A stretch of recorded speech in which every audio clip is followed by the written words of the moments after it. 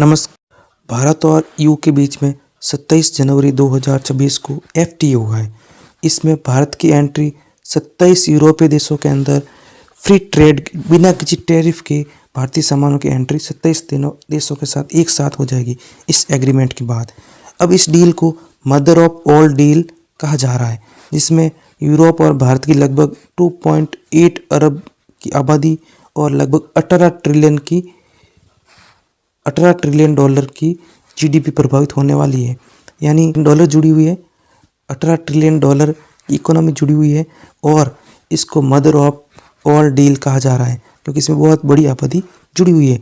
तो चलिए देखते हैं कि भारत को क्या फ़ायदा होने वाला है इस डील को लेकर। भारत का सबसे बड़ा फ़ायदा ये है, और भारत वस्त्र का सबसे बड़ा एक्सपोर्टर है। भारत निर्यात में वस्त्र की मात्रा ज़्यादा है भारत के निर्यात में, जिसमें ईयू लगभग 12 से लेकर 14% तक टैक्स लगाता है भारत के कपड़ों पर। अब इस एफटीए के बाद ये जो 12 से लेकर 14% टैक्स है, ये तो ख़त्म हो जाएगा या कम हो जाएगा। इससे भारत बांग्लादेश और वियतनाम जैसे देशों से कंपटीशन चलता है वो बिल्कुल ख़त्म हो सकता है। और भारत को क्या फ़ायदा हो सकता है? भारत चमड़ा और फुटवियर ईयू में बेचता है, इसमें 9 से लेकर 16% तक टैक्स लगता है ईयू में, जो लगभग ख़त्म या कम हो जाएगा।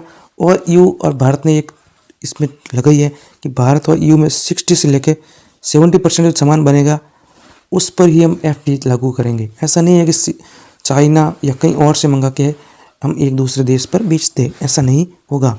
और भारत का सबसे बड़ा एक और है रत्न और आभूषण, जेम एंड ज्वेलरी, जो भारत काफ़ी एक्सपोर्ट करता है। इस पर भी टैक्स कम या ख़त्म हो जाएगा, जिससे भारत की जो डिज़ाइनर ज्वेलरी है इसकी मांग यूरोप में जाएगी। तो कंप्लीट एनालिसिस देखने के लिए हमारे वीडियो पर विजिट कीजिए।